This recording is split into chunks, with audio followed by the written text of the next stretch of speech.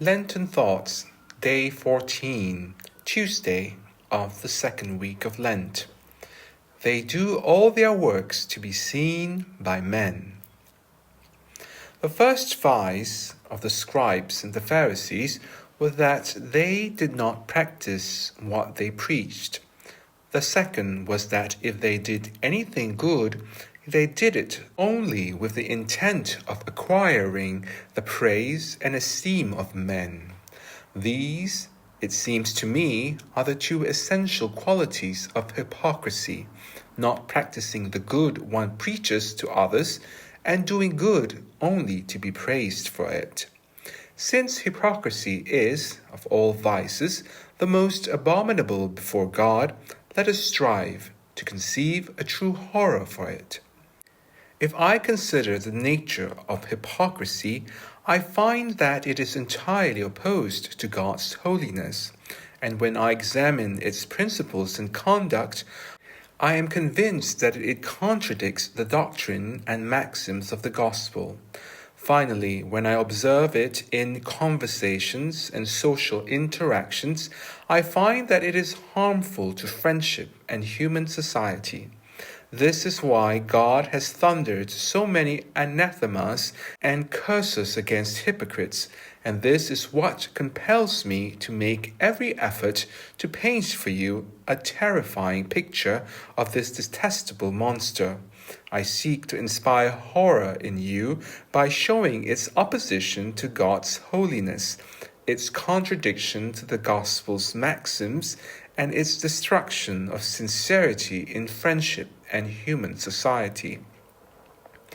First point: hypocrisy is opposed to the nature of God. The two most essential qualities that define God's nature are simplicity and truth. Hypocrisy, on the other hand, is essentially opposed to these divine perfections through its duplicity and falsehood, which are its defining characteristics. This is why, says the prophet, the Spirit of God cannot tolerate the spirit of the hypocrite. St. Thomas teaches us what God is by saying that he is a simple being, a pure act, and that simplicity is the source from which his divine perfections flow. From this I conclude that while every sin is opposed to God's perfections, none is more directly opposed to his essence than hypocrisy. What is God? He is a simple being. What is a hypocrite? He is a double-minded man. He is a man with two hearts, one that he shows and one that he hides. One for God, another for the world. One for heaven, another for the earth. He is a man who walks two different paths, outwardly the path to heaven, but in reality the path to hell. Everything in God is simple.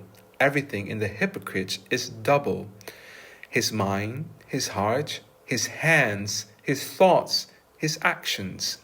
This is why the Lord pronounces eternal curses against such people. Woe to you who have a double heart.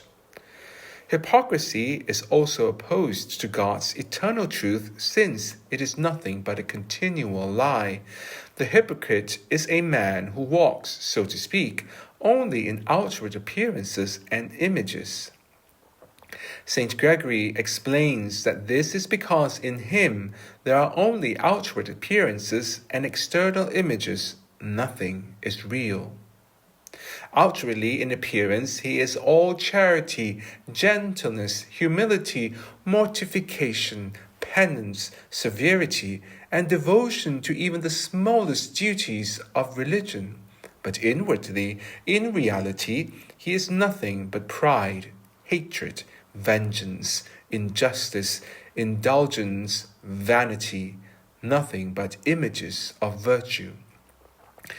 St. Gregory of Nazianzus compares hypocrites to women without beauty who nevertheless want to appear beautiful.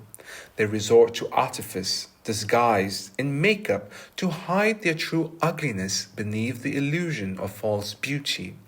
In the same way, the hypocrite uses 1,000 false virtues to hide 1,000 real sins.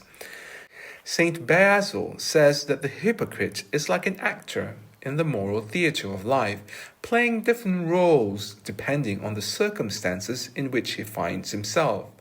As abominable as other sinners may be in the eyes of God, they are, in this respect, less odious than hypocrites, because at least they have sincerity and truthfulness in their disorder.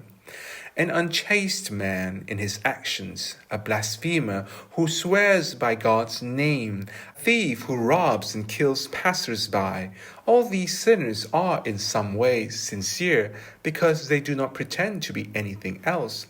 Oh, but hypocrites, everything about them is deceit, everything is a lie. Not content with being wicked, they even have the audacity to want others to believe they are righteous. St. John Chrysostom says, "Nothing is more dangerous in Christianity than a good that exists only in appearance. False good destroys true and real good. People avoid evil when they recognize it, but they cannot avoid it when it is hidden under the appearance of good."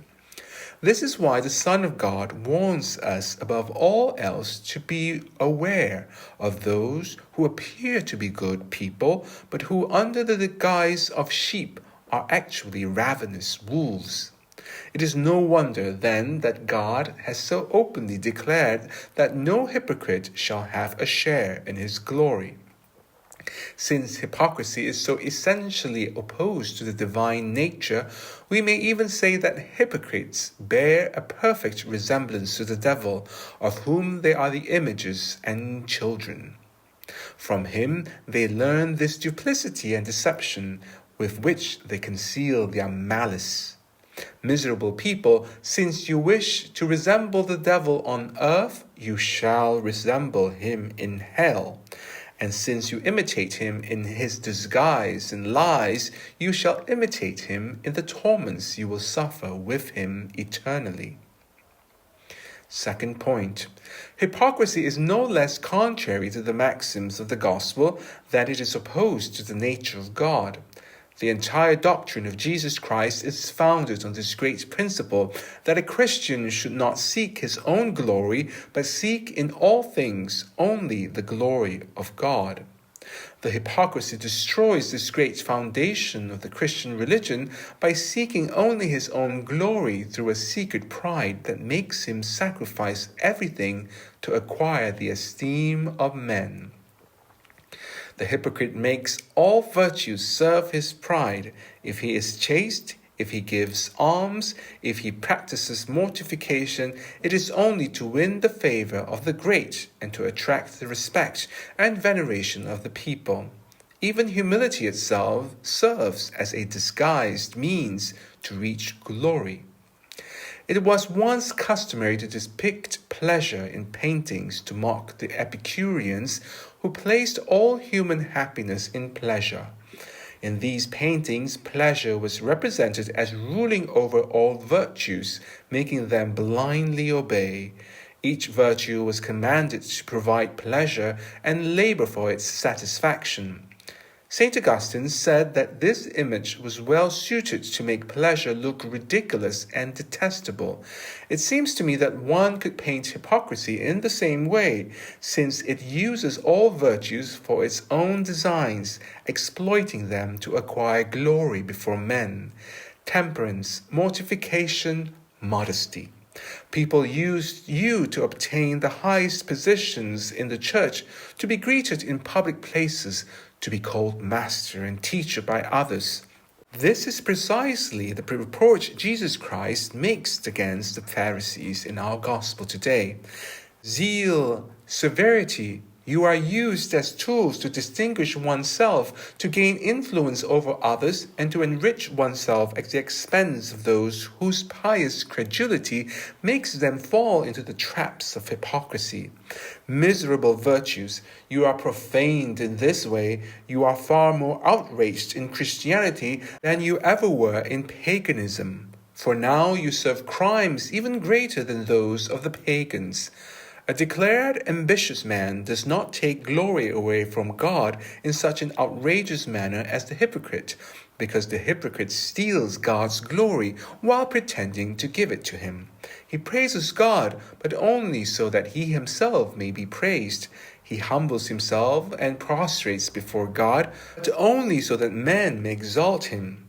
In the end, he has the audacity to use even God as a pretext for his pride and ambition.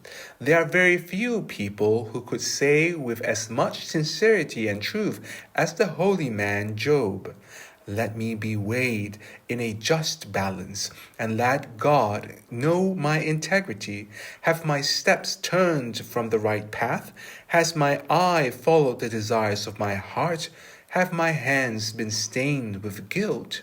I can say with Saint Jerome that there are almost no people, or rather, there is no one, who dares to speak in such a way. Will it be those false zealots who, with a broken spirit, nourish a secret pride, deceiving pious and credulous women, and who, after having feasted in secret banquets, pretend to fast with extreme austerity? They enter the houses of the noble, deceive women burdened with sins, pretend to be sorrowful, and as if enduring long fasts, secretly indulge in nighttime feasts. Will it be those false devout women who speak in languid tone to appear modest and austere, and who, after once glorifying in vice, now unable to commit it without shame, seek at least to make a virtue out of a so-called great conversion?